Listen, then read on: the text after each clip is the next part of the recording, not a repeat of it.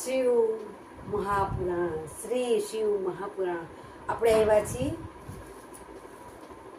છઠ્ઠો સંધ્યા તપ અને શિવનું વરદાન. સંધ્યા તપ અને છઠ્ઠો, બીજાનો છઠ્ઠો, પહેલો, બીજાના છઠ્ઠાનો પહેલો. આપણે પેલા લેશું એક કરી ભગવાનને યાદ કરશું. લાઈક ના કરો તો કાંઈ નહીં, સબસ્ક્રાઈબ ના કરો તો કાંઈ નહીં. તમારા ફેમિલીમાં ખાસ ને ખાસ વાંચો.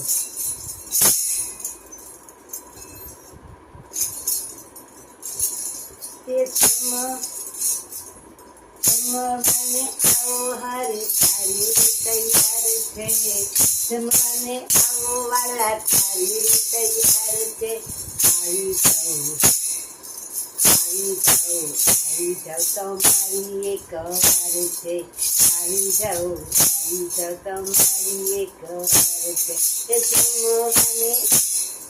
જમવાને આવો પુરુષોત્તમ થાળી તૈયાર છે. આવી જાઓ, આવી જાઓ, તમારી એક વાર છે. આવી જાઓ, આવી જાઓ, તમારી એક વાર છે. પાતરે પાતરના ભજન બનાવ્યા, પાતરે પાતરના ભજન બનાવ્યા. આવી જાઓ, આવી જાઓ, તમારી એક વાર છે. આવી જાઓ, આવી જાઓ, તમારી વાર છે. માથે રે પાપણ કેવો મજેદાર છે, માથે રે પાપણ કેવો મજેદાર છે. આવી જાઓ, આવી જાઓ, આવી જાઓ, તમારી એક વાર છે. મારા મિત્રો, લાઈક ના કરો તો કાંઈ નહીં, સબસ્ક્રાઈબ ના કરો તો કાંઈ નહીં, શેર ના કરો તો કાંઈ નહીં. તમે ફેમિલીમાં, સંયુક્ત ફેમિલીમાં ખાસ તે ખાસ વાંચો અને તમારા બાળકોને બાળ સંસ્કાર કેન્દ્રમાં મોકલજો. અને તમે વડીલો છે એ સાથે એમાં જાજો. એથી કરી આપણા બાળકોને ઘરમાં સારા વિચાર, સારા સંસ્કાર મળે. કદાચ મારી ક્યારેક ભૂલ થઈ જાય તો મને માફ કરજો. અને હું લાઈવ થવાની કોશિશ કરું છું, પણ હવે એકવાર હું તમને થાઈશ લાઈવ, ચોક્કસ ટાઈમ લઈશ. ટાઈમના અભાવે હું નથી થઈ શકતી, એટલે હું એકવાર લાઈવ થવાની કોશિશ કરીશ. તો આપણે ત્રિકાળ સંધ્યા સવારે ઉઠતા, બપોરે જમતા, સાંજે સૂતા ખાસ લેશું. અને આપણે એક વળી યોગેશ્વરની લેશું. સવારે પ્રાર્થના કરાગ્રે વસતે લક્ષ્મી, કર મૂલે સરસ્વતી, કર મધ્યે તુ ગોવિંદમ, પ્રભાતે કર દર્શનમ, સમુદ્ર વસને દેવી, પર્વત સ્તન મંડલે. પર્વત શ્રી શિવ મહાપુરાણ, એના લેખક છે મહર્ષિ વેદવ્યાસ. અને આપણે પહેલો આવ્યા છીએ સંધ્યાનો, છઠ્ઠો આવ્યા છીએ, બીજાનો છઠ્ઠો ને પહેલો. સંધ્યાનું તપ અને શિવનું વરદાન. સંધ્યાનું તપ અને શિવનું વરદાન કદાચ હું લખતા ભૂલી જાઉં તો તમે સમજી જાજો, હું બોલી છું, તમે એડ કરી લેજો. બ્રહ્મા બોલ્યા, હે બુદ્ધિમાન પુત્ર નારદ, જેને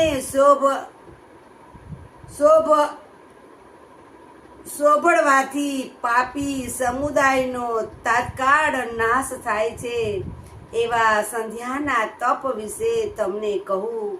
હું એવા સંધ્યાના તપ વિશે તમને કહું. અને તે સાંભળો. તપનું જ્ઞાન અને તપસ્યાનો ઉપદેશ બતાવી વિશિષ્ટ પોતાને ઘેર ગયા. વિશિષ્ટ સર્વદેવો પોતાને ઘરે ગયા. પછી સંધ્યા પણ તપનો વિધિ જાણી અને આનંદ પામી. પછી નિશ્ચયથી મન વાળી થઈ બૃહ્લોહિત સરોવરના કાંઠે તેણે તપ આધર્યું. સરોવરના કાંઠે તેણે તપ આધર્યું. વિશિષ્ટે તપમાં સાધન રૂપ મંત્ર જે બતાવ્યું, સાધન રૂપ મંત્ર જે બતાવ્યું તે હતો તે પ્રમાણે મંત્રથી ભક્તિપૂર્વક શિવનું પૂજન કરવા માંડ્યું. એટલે શિવની એને પૂજન વિધિ ચાલુ કરી દીધી. એમ જે રીતે કીધું હતું એ રીતે એને ચાલુ કરી દીધું. એકાગ્ર તપ કરતા 4 યુગો વીતી ગયા. એકાગ્ર પોતે એકાંતમાં તપ કરતા કરતા 4 યુગ વીતી ગયા. તપથી શિવ પ્રસન્ન થયા. જે સ્વરૂપનું દર્શન ઝંખતી હતી, જે સ્વરૂપનું દર્શન ઝંખતી હતી તે સ્વરૂપ શિવના તેને દર્શન થવા શિવના સન્મુખ દર્શન પામી અત્યંત સુખ અને ગેલી થઈ ગયેલી સંધ્યાને 2 ઘડી શું કહેવું અને શંકરની કેવી સ્તુતિ કરવી. 2 ઘડી શું કહેવું અને શંકરની કેવી રીતે સ્તુતિ કરવી એ પણ ભૂલી જઈ હતી. એ પોતે શું કરવાનું, એને મને શું કીધું તું એ બધું પોતે ભૂલી ગઈ હતી. આંખો બંધ કરી દીધી. એને તો આંખો બંધ કરી દીધી ત્યારે શંકરને તેને દિવ્ય જ્ઞાન, દિવ્ય દ્રષ્ટિ અને દિવ્ય વાણી આપ્યા. દિવ્ય જ્ઞાન, દિવ્ય દ્રષ્ટિ અને દિવ્ય વાણી આપ્યા. એટલે તેણે ઉમાપતિ શંકરની સ્તુતિ કરવા માંડી. પછી એ ઉમાપતિ શંકરની કરવા માંડી. બ્રહ્મા વગેરે દેવો અને તપસ્વી મુનિઓ જેમના સ્વરૂપોને જાણી શકતા નથી તેણે મારાથી કેમ વર્ણવી શકાય. એને મારાથી કેમ વર્ણવી શકાય. જેમના સ્વરૂપને ઇન્દ્ર સહિત દેવો અને દાનવો પણ જાણતા નથી. ઇન્દ્ર સહિત દેવો અને દાનવો પણ જાણતા નથી. તેવા નિગુણ સ્વરૂપ આપના ગુણોને પ્રભુ, એવા નિગુણ સ્વરૂપ આપના ગુણોને પ્રભુ આ મારી જેવી સ્ત્રી શું જાણી શકું. હે મહેશ્વર તમને નમસ્કાર હો. મહેશ્વર તમને મારા નમસ્કાર હો. નમસ્કાર હો. બ્રહ્મા બોલ્યા. એમ સ્તુતિ કરેલા ભક્ત વાત્સલ્ય પરમેશ્વર શંકર સંધ્યાનું વચન સાંભળી અતિશય પ્રસન્ન થયા. એનું સંધ્યાનું વચન સાંભળી અને પોતે અતિશય પ્રસન્ન થયા. પછી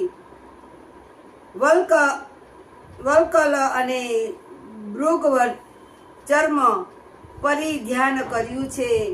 પછી એને પરિધ્યાન કર્યું. જટાની લટોથી મસ્તક ઢંકાઈ ગયું અને સુખ ચીમડાઈ ગયેલા કમળ જેવું થઈ ગયું છે. સુખ ચીમડાઈ ગયેલા કમળ જેવું થઈ ગયું છે. અને એવી જ સંધ્યાને જોઈ કૃપાળુ શંકર કહેવા લાગ્યા. એવી જ સંધ્યાને જોઈ કૃપાળુ શંકર કહેવા લાગ્યા. હે ભદ્રે, તારા શ્રેષ્ઠ તપથી અને ઉત્તમ સ્તુતિથી હું પ્રસન્ન થયો છું. તારા શ્રેષ્ઠ તપ અને ઉત્તમ સ્તુતિથી હું પ્રસન્ન થયો છું. હવે તું વરદાન માંગ. તે મનમાં જે ધાર્યું હશે તે જ થશે. મનમાં તે જે ધાર્યું હશે તે જ થશે. તારું કલ્યાણ થાઓ એમ સદાશિવને કહ્યું. શિવે તારું કલ્યાણ થાઓ એમ શિવે એને કહ્યું. એટલે સંધ્યા વારંવાર પ્રણામ કરીને કહેવા લાગી. પછી સંધ્યા વારંવાર પ્રણામ કરી અને કહેવા લાગે છે. એ સંધ્યા બોલી, હે મહેશ્વર, હે દેવ, આપ મારા તપથી પણ પ્રસન્ન થયા છો. આપ મારા તપથી પ્રસન્ન થયા છો. અને જો હું વરદાનને યોગ્ય છું તો વરદાનને યોગ્ય છું. પ્રથમ વરદાન હું માંગુ છું. પહેલું વરદાન માંગુ છું. હે મહાદેવ, કે તમારી પાસે પહેલું વરદાન માંગુ છું કે હે દેવેશ્વર, હે દેવેશ્વર, આ સૃષ્ટિમાં સુરત જન્મેલા પ્રાણીઓમાં કામ વાસના કદાપી જાગે નહીં. આ સૃષ્ટિમાં જન્મેલા માણસ કામ વાસના કદાપી જાગે નહીં. અર્થાત યોગ્ય ઉમેર જ કામ વાસના વાળા થાય. જો હું સદવર્તન વાળી થઈ હોઉં તો ત્રણેય લોકમાં હું જેવી પ્રસિદ્ધ થઈશ તેવી જ બીજી કોઈ સ્ત્રી ન થાઉં. જેવી હું પ્રસિદ્ધ થાવ એવી બીજી કોઈ સ્ત્રી પ્રસિદ્ધ ન થાઉં. એમ કરીને કહે છે, મારી સકામ દ્રષ્ટિ ક્યાંય ન પડે.